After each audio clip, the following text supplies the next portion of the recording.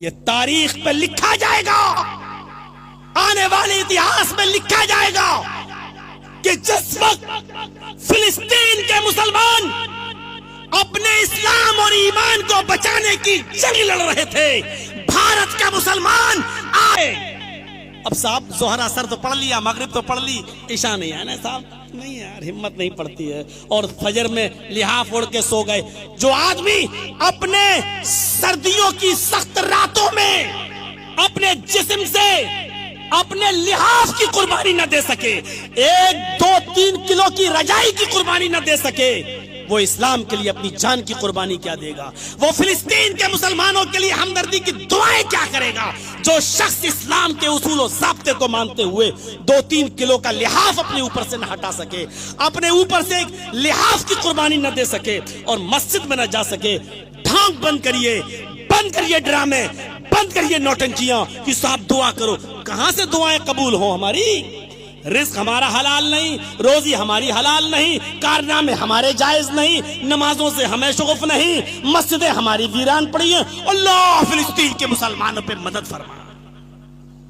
ये तारीख पे लिखा जाएगा, आने वाले इतिहास में लिखा जाएगा कि जिस वक्त फिलिस्तीन के मुसलमान अपने इस्लाम और ईमान को बचाने की जंग लड़ रहे थे, भारत का मुसलमान ऑस्ट्रेलिया और इंडिया का वर्ल्ड कप देख रहा था। यह तारीख में लिखा जाएगा, यह इतिहास में लिखा जाएगा। इससे बड़ा दर्दनाक दौर और कौन सा आएगा हमारे ऊपर? मेरी तकरीर थी 19 तारीख को इलाहाबाद के अंदर, मेरी तकरीर थी 19 तारीख को इलाहाबाद के अंदर, और पूरे प्रॉपर सिटी और शहर के अंदर मैं मना करता रहा जलसा कमेटी को मत करिए। पता चला है कि वर्ल्ड कप है और जिस टाइम पे आप रखें भीड़ नहीं होगी, लोग नहीं आएंगे, लेकिन वो बजिद थे, नहीं हम करेंगे तो आज ही करेंगे। बहरहाल जलसा कमेटी वालों ने जलसा किया और वही हुआ नतीजा कि लोग वर्ल्ड कप में ऐसे मसरूफ हुए कि जिस भीड़ की तवक्को थी वो नहीं आई। जरा तसव्वुर करें आप, वैसे ही जमात अहले हदीस के लोग बहुत कम है इलाहाबाद में, और उसके बावजूद वर्ल्ड कप मेरे भाइयों उसने उस जलसे की नौयत को बिगाड़ दिया। मैं कहना यह चाहता हूं कि मैं आपको बताना चाहता हूं कि इस वर्ल्ड कप को देखने के चक्कर में लोग मेरे भाइयों इस्लामी उसूल को भूले हुए हैं। यह तारीख में लिखा जाएगा, यह इतिहास में लिखा जाएगा कि जिस वक्त फिलिस्तीन अपनी आजादी की लड़ाई लड़ रहा था और अपने इस्लाम और ईमान को बचाने की जंग लड़ रहा था, उस वक्त भारत का मुसलमान इंडिया और ऑस्ट्रेलिया का वर्ल्ड कप देख रहा था। लिखा जाएगा आने वाली तारीख में। ये किराना मर्चेंट की दुकान नहीं, जो पसंद आए वो कर लो, हर हाल में लेना है। ये मान लीजिए एक बिजली का पोल है, एक मिसाल देके बाद, ये बिजली का, ये मान लीजिए खंबा है, इसमें अभी तार दौड़ाए नहीं गए हैं, तार अभी दौड़ाए नहीं गए हैं, लेकिन बिजली का खंबा है। और ये जो है आम का दरख्त है, आम का पेड़ है, इसमें पत्ते लगे हैं, आम लगा है, हवा चली, बैठ जाओ बेटा, बैठ जाओ, आम का दरख्त है ये बिजली का खंबा है। ईमानदारी के साथ बताइए, हवा चली है, थोड़ी आंधी सी आई और आम के पेड़ के कुछ पत्ते टूट कर उड़े और वो बिजली के पोल से चिपक गए, बिजली के खंबे से चिपक गए। 50, 60, 100 पत्ते बिजली के खंबे से चिपक गए। तो आम के पेड़ के इन पत्तों के चिपक जाने की वजह से आप बिजली के खंबे को क्या आम का दरख्त कह देंगे? कोई अक्लमंद क्या उस बिजली के खंबे को आम का दरख्त कह देगा? नहीं कहेगा। भाई पत्ते तो लगे हैं, लगे तो क्या हुआ? क्यों नहीं साहब, आम का दरख्त तो वो है जो अपनी जड़ से भी आम हो, अपने वजूद में भी आम हो, अपने पत्तों में भी आम हो, अपनी शाखों में भी आम हो और फल में भी आम हो, तब उसको कहा जाएगा ये आम का दरख्त है। आम के पेड़ के चंद पत्ते टूटकर बिजली के खंबे से चिपक गए तो बिजली का खंबा आम का पेड़ नहीं हो सकता है। चंद नमाजें पढ़ ली, चंद रोजे रख लिए, चंद हमने इस्लाम के हुक्मों पर अमल कर लिया, तो चंद चीजों के करने की वजह से हम मेरे भाइयों पूरे के पूरे मुसलमान नहीं हो जाएंगे। हम पक्के मुसलमान तभी कहलाएंगे जब अपनी जड़ में भी मुसलमान हो, हम अपने फल में भी मुसलमान हो, अपने तने में भी मुसलमान हो, और हर एतबार से हम मुसलमान हो। आम के पेड़ के चंद पत्ते बिजली के खंबे को आम का पेड़ नहीं बना सकते हैं, उसी तरीके से हमारी चंद इबादतें हमें पक्का सच्चा मुसलमान नहीं बना सकती। उदखुलू फिस्सिल्मी काफ़ा, आई मानो वालो तुम इस्लाम के अंदर पूरे के पूरे दाखिल हो जाओ। शादियों में क्या हाल है? अभी हमारे सल्फी साहब कह रहे थे, इलियास सल्फी साहब, मौलाना बहुत बुरा हाल है जहेज का। होता ही नहीं जब तक इंटरनेशनल भिखारियों को कुछ भीख में न दो, तब तक नहीं होती है शादी। मैंने कहा सल्फी साहब से बहुत मुश्किल है, ये तो हर जगह का रोना हो चुका है। ये तभी होगा जब समाज के लोग खुद जागरूक होंगे और मीटिंगें करेंगे और कमेटियां बनाएंगे।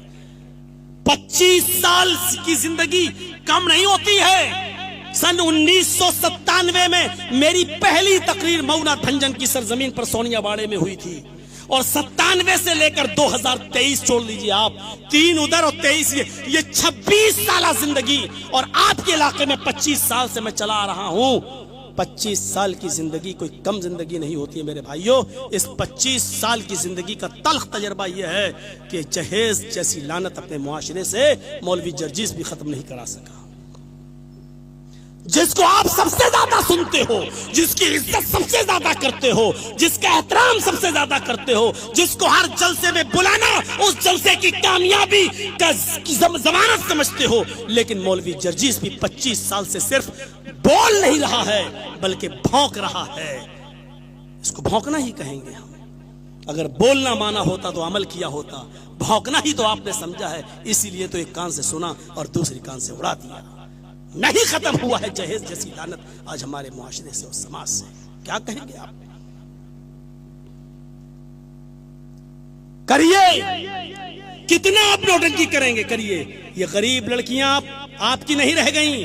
जो प्लानिंग और जो मंसूबे हो चुके हैं, रोएंगे आप खून के आंसू, क्योंकि अब प्लानिंग और मंसूबे ये हुए हैं कि इनको निकालो और अपने घर की बहू बनाओ, 2-4 बच्चे इनसे पैदा करो, बच्चों को रोक लो और इनको तलाक दे दो और इनको भेज दो। अब लड़की तलाक के बाद ना अपने घर आती है, क्योंकि बाप ने पहले ही कह दिया गैर मुस्लिम के साथ भागी है, मर चुकी है तुम मेरे लिए, और पति भी उसको अपने घर रखने के लिए तैयार नहीं, मजबूरन वो किसी कोठे की जीनत बनती है। ये प्लानिंग हो चुकी है, मंसूबे हो चुके हैं, तुम यहां बैठे हुए हो, तुम्हें नहीं मालूम क्या क्या मंसूबे बन रहे हैं हमारी बहनों के साथ और बेटियों के साथ। जहेज की खुराफात खत्म करके जल्दी से शादियां कराओ। इस मोबाइल, यूट्यूब और इसके अंदर आने वाली बरहन और नंगी चीजों ने आज 12-12 और 13-13 साल की लड़कियों को जवान कर दिया है। इनको सब कुछ सिखा दिया है।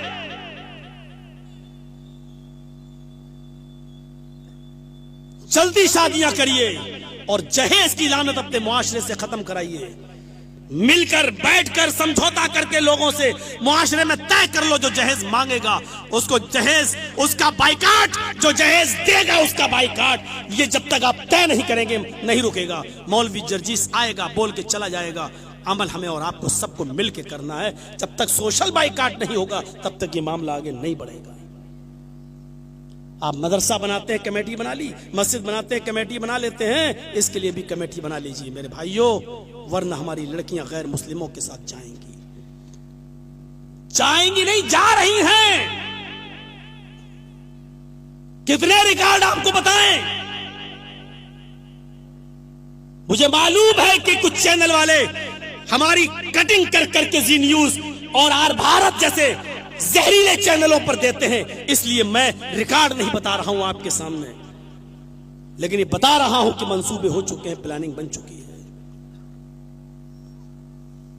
हमारा इस्लाम के साथ रिश्ता पानी और पत्थर की तरह नहीं होना चाहिए। पानी का एक गिलास है, उसमें पत्थर डाल दीजिए, 2 दिन के बाद भी पत्थर पत्थर रहेगा, आप निकाल के फेंक दीजिए।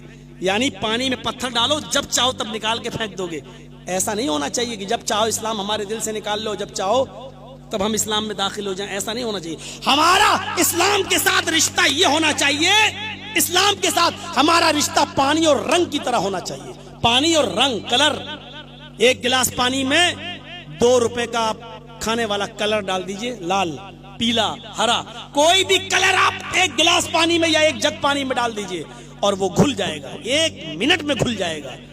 अब लाल डाला तो उसने पानी को लाल कर दिया, हरा डाला तो उसने पानी को हरा कर दिया। अब आप रंग को जरा अलग करके दिखाइए। चलो रंग को अलग नहीं कर पा रहे हो, पानी को अलग करके दिखाइए। अब पानी न तो रंग से अलग हो रहा है, न रंग पानी से अलग हो रहा है। पानी ने रंग को अपने अंदर जज्ब कर लिया है और रंग ने भी पानी को अपने रंग में ढाल लिया है। न पानी रंग को छोड़ रहा है, न रंग पानी को छोड़ रहा है। मेरे भाइयों, इस्लाम के साथ हमारा रिश्ता रंग और पानी की तरह होना चाहिए। इस्लाम ऐसा हमारे अंदर बस जाना चाहिए कि इस्लाम को अगर हमसे निकाला जाए तो इस्लाम हमसे ना निकले, हम इस्लाम से ना निकले। जैसे सुमैया से इस्लाम नहीं निकला और इस्लाम से सुमैया नहीं निकली, बिलाल से इस्लाम नहीं निकला और बिलाल से इस्लाम बिलाल से नहीं निकला और बिलाल से इस्लाम नहीं निकला। मेरे भाइयों, जरा तसव्वुर करो, ऐसा होना चाहिए इस्लाम के साथ हमारा रिश्ता। ये चंद जहेज वाले इस्लाम का मजाक उड़ाते हैं और ये बाराती जो 200-250 की पहुंच के लड़की वाले पर जुल्म करते हैं, इन सारे सिस्टम को खत्म करिए। इस्लाम के अंदर ऐसे रंग जाओ, ऐसे बस जाओ जैसे रंग पानी के अंदर बस जाता है। रंग अलग नहीं होता और पानी अलग नहीं होता।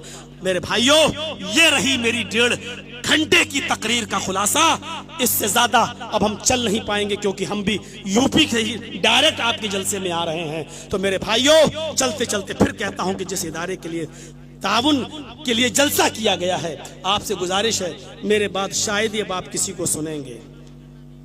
इतनी तौफीक भी अगर आपको हो जाए तो शायद सोशल मीडिया पर इतना हंगामा जो मेरे खिलाफ हो रहा वो ना हो।